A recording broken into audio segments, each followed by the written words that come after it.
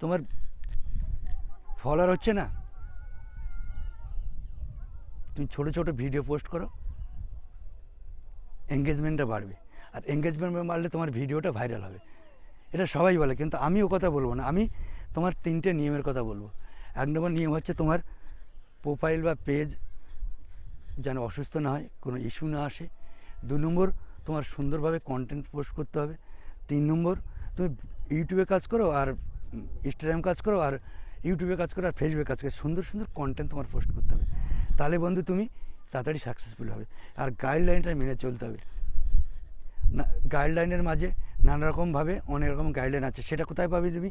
সব জায়গায় গাইডলাইন আছে, সেখানে গিয়ে তুমি চেক করলে গাইডলাইনটা পেয়ে যাবে। সেই গাইডলাইনের ভিতরে তুমি সব কিছু পেয়ে গেলে সেইখানে দেখো সুন্দরভাবে সেই গাইডলাইনটা পড়ে ভিডিও শুরু করো।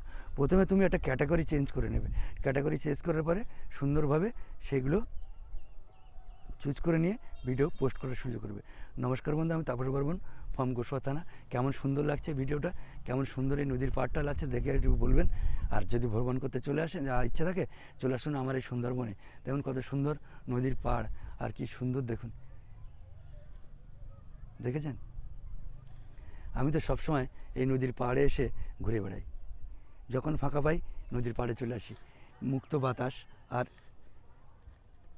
নির্জনতা আর নিঃশব্দ, সেখানে শুধু গাছের শোঁ শব্দ, পাখির গান আর সুন্দর অক্সিজেনে ভরপুর। আমার কষ্ট হলে, দোকানে বসে কষ্ট হলে আমি এখানেই চলে আসি অক্সিজেন নিতে। আমি তাপস বর্মন, ফ্রম গোসবা থানা, একদম জঙ্গলকাঁথা থেকে পথ ভোলা প্রতীক। বন্ধু চলে আসবেন যদি আমার ভালো লাগে আমাদের এই সুন্দরবনে বেড়াতে, তাহলে এখানেই চলে আসবেন। নমস্কার বন্ধু, আমি তাপস বর্মন, ফ্রম গোসবা থানা, একদম জঙ্গলকাঁথা থেকে পথ ভোলা প্রতীক।